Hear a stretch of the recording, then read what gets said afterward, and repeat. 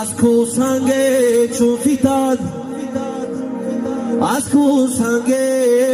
چون فیتد صد سنگ رو به جا کند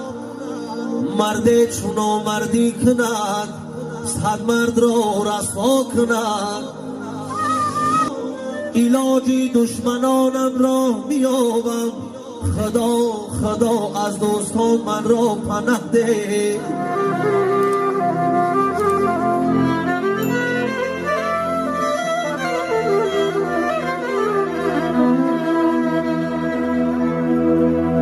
بود بدبختان که آزارت پدر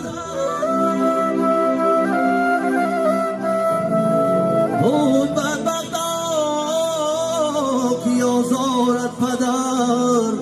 یا کی با مادر سخن گوید بقر